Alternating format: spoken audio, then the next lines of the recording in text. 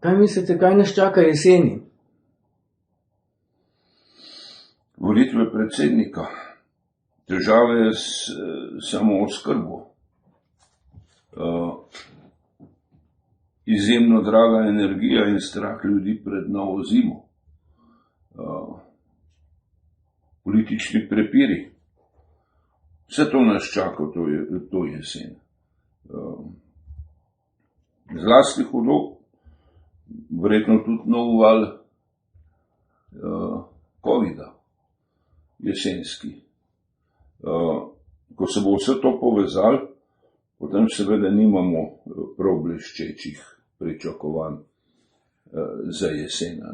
Mene še najbolj skrbi to, da je Amerika uspela s to vojno, ki jo je več kot 10 let načrtovala in pripravljala in uspela vanjo zaplesti Rusijo in Ukrajino. S to vojno je Amerika dvignila ceno energije v Evropi za 30%, zdaj pa zna še za 20%. Zdaj je prva vesela ali pa prva novica, ki ni tragična, da so se Nemci uprli in niso hoteli pristati na to, da bi se odrekli ruskemu plinu in nafti, ampak samo pravijo, dolgoročno bojo delali na neodvisnosti od teh virov. To pomeni, da bo Nemčija, ob njej pa avtomatično tudi Italija, bodo še naprej uvažali ruski plin. To je malo zmanjšalo pritisk na ceno ruskega plina, vse skupaj malo zmanjšalo pritisk na ceno energije, vendar je ta cena šla gor za 30, pa še zna iti za 20. To pa pomeni, da je vsak produkt narejen v Evropi, kmetijski ali industrijski, za 10 do 15% dražji, kot je bil. Ta produkt ni več konkurenčen ameriškemu, ni več konkurenčen kitajskemu in Evropo čaka dolgo obdobje stagflacije. Pomeni na eni strani visoko stopnjo inflacije, jaz računam, da bo šla od 4 do 7%, verjetno okrog 6%, že letošnje leto ali pa vsaj drugo, in seveda gospodarska stagnacija. Zakaj? Ko ti prepoveš nemško-ruske poslovne odnose, si ti ustavil pravzaprav tretjino evropskega dogajanja. Tu so bili veliki sistemi, ki so zraven jemali tudi male sodelavce. Če je Evropa pošiljala avtomobile v Rusijo, je bilo v teh evropskih avtomobilih 10% slovenskih izdelkov in tako dalje. To se ustavlja. Isto je na področju, naprimer, kmetijstva, isto je na področju zdravstva oziroma farmacevtike. To se ustavlja. Ko ti ustaviš te velike sisteme na tej relaciji, na drugih si pa podražil sisteme, te nujno čaka ekonomska stagnacija, ki se bo vlekla vsaj 5 let.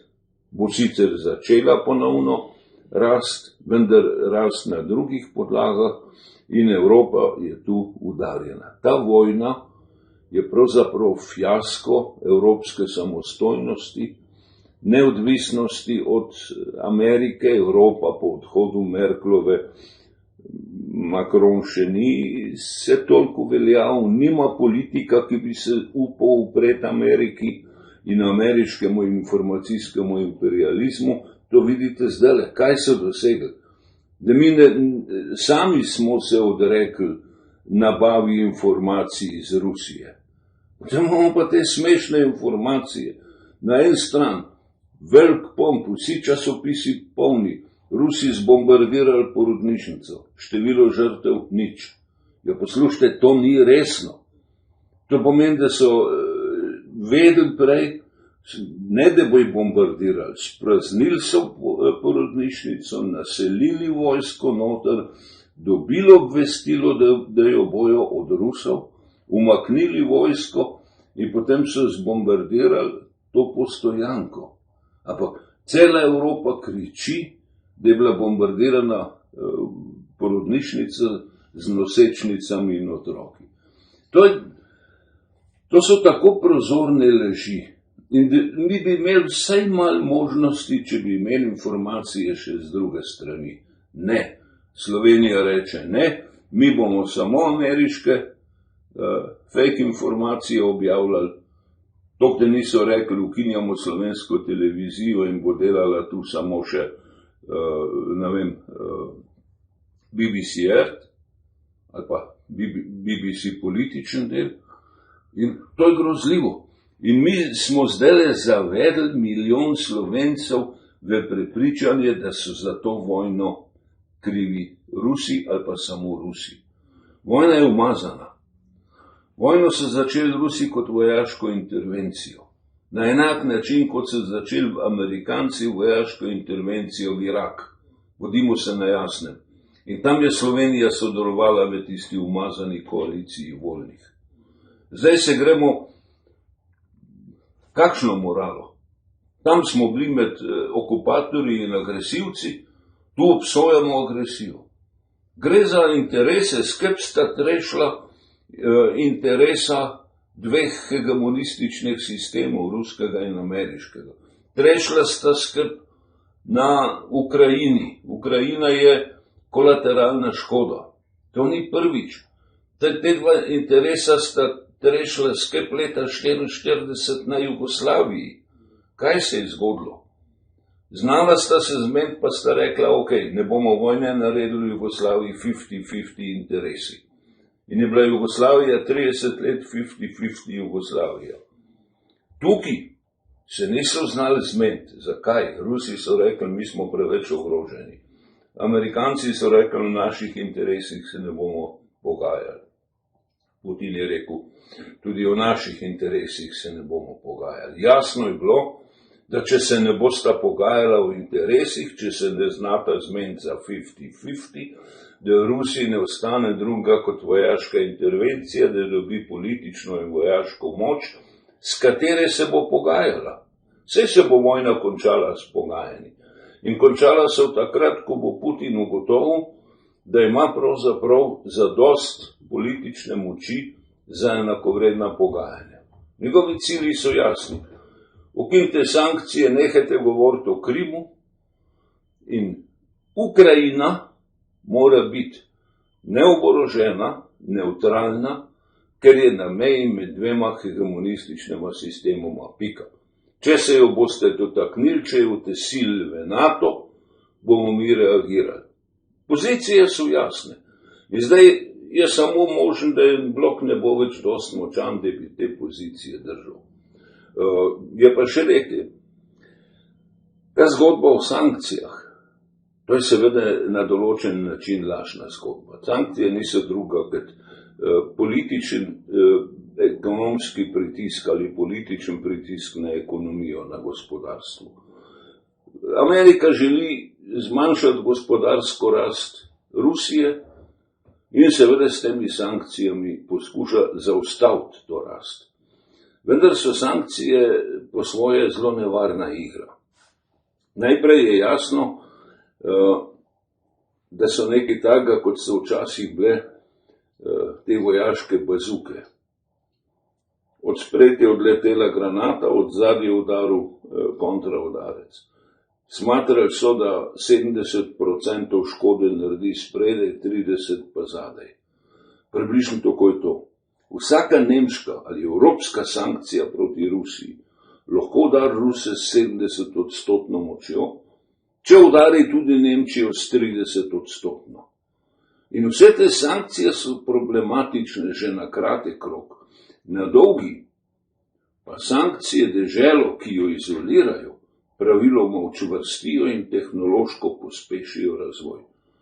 Poglejte, ko je bila Nemčija blokirana in ni mogla do sladkorja, je iznašla postopek pridobivanja sladkorja iz pese.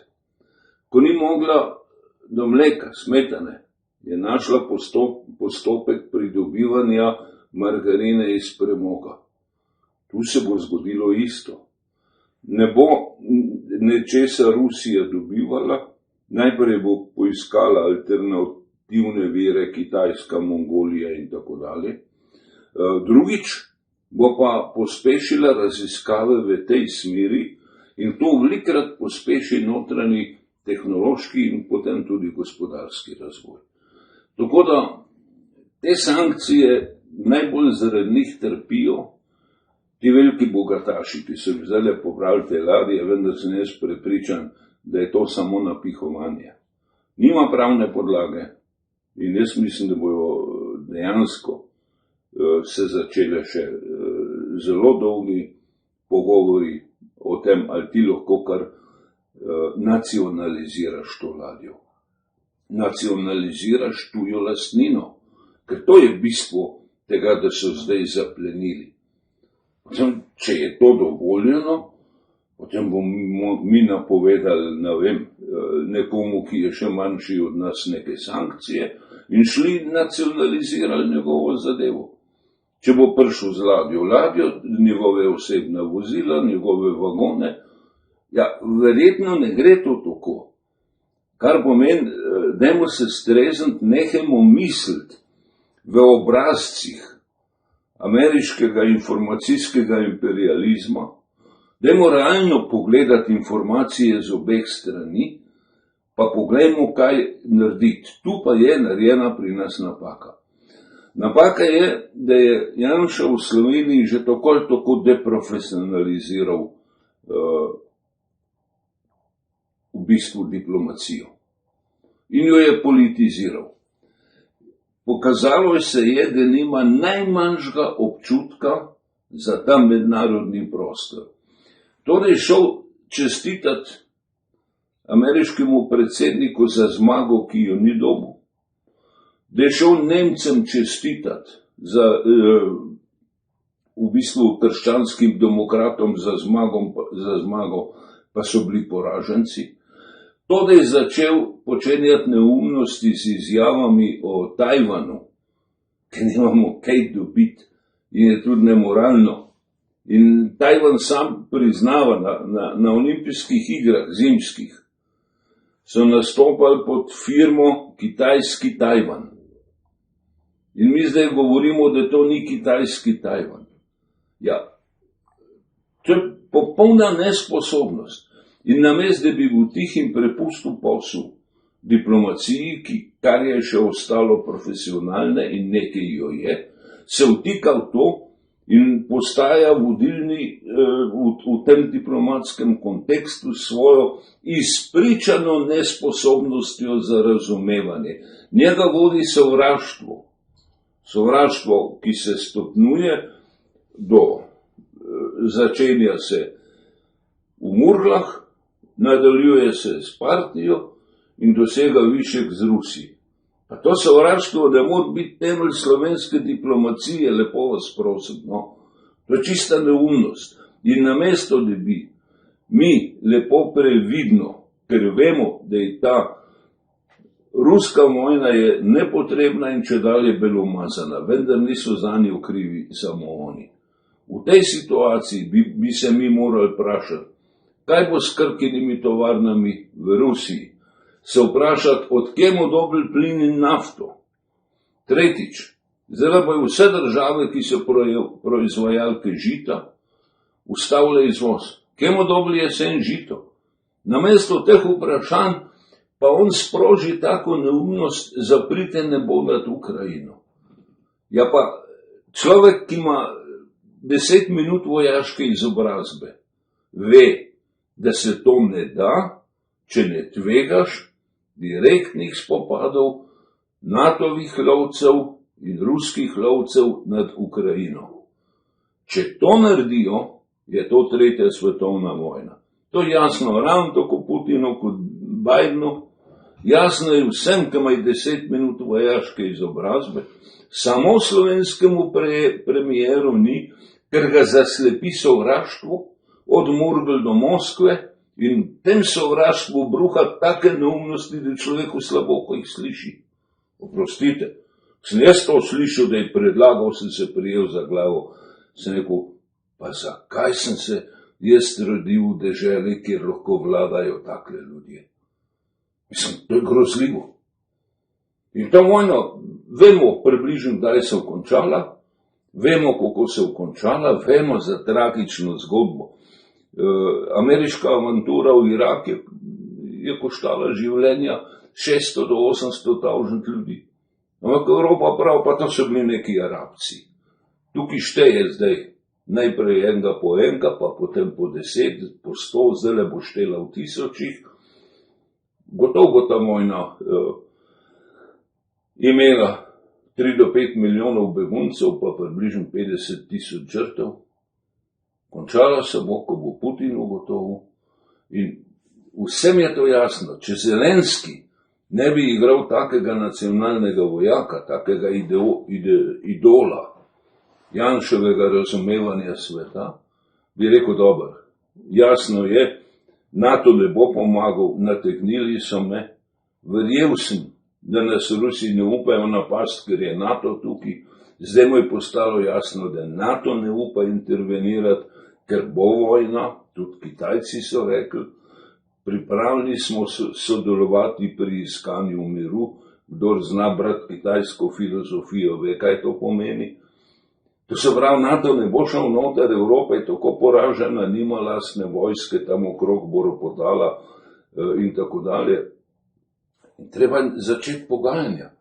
In treba se vprašati, koliko smo zdaj tukaj popustili, eni in drugi, da se ta stvar konča. In tisti hip, ko bo ta Evropa in Amerika pripravljeni izjaviti, da sta pripravljeni garantirati neodvisno, vendar neoboroženo in neutralno Ukrajino, bo tu zgodba končana. Ampak, glej, NATO, ki je bil najprej Severnoatlantski pakt, zdaj pa je ameriško vseevropski, on se je postavil na čelo kriterija za sprejem Evropsko skupnost. Ko je Slovenija, ko smo kandidirali, jaz sem bil takrat še v politiki, pa par stvari vem iz tistega časa, ko smo rekli, ja, želimo iti v Evropo. To smo rekli tudi na zadnji partijski konferenci v Beogradu, želimo v EGS, ki je bila takrat. Ne? Kaj je rekel NATO? Rekel, ja, ampak najprej morate v NATO. Nobeden ne more v Evropsko skupnost, če ne gre prej v NATO. Ja, za božjo voljo, a smo mi na severnoatlantski obali, ali kje? Kakšno pravico ima NATO reči, ne morete v Združeno Evropo, če ne greste v NATO? Mislim, večji, ko je NATO, bolj je samovšečen in bolj kot je samovšečen, bolj je nevaren. In NATO je tisti, ki ustvarja konflikte na meji z ruskim hegemonističnim sistemom. In Evropa te konflikte plačuje. Ta vojna je bila začeta z Janukovičem, končala, mislim, nadaljevala se je s 15.000 mrtvih v Donetsku, pa na drugih koncih vzhodne meje. Zdaj se bo končala z 10 do 30 tisoč mrtvih križem po Ukrajini in končala se bo s premirjem.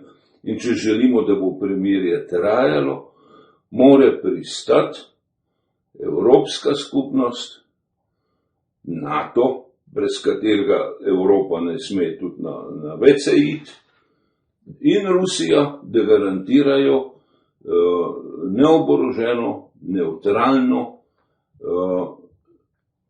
Ukrajino, ki bo mogoče enkrat lahko šla v Evropsko unijo, če bo postala Evropska unija neodvisna od NATO. Dokler je pa Evropska unija samo financer NATO, pa moralni podrejenec, tok časa jo pa Rusi tudi v Evropsko unijo ne bodo pustili. To je približno zgodba, kot jo vidi nekdo, ki ni odvisen od teh fake news, ki jih zdaj producira Amerika.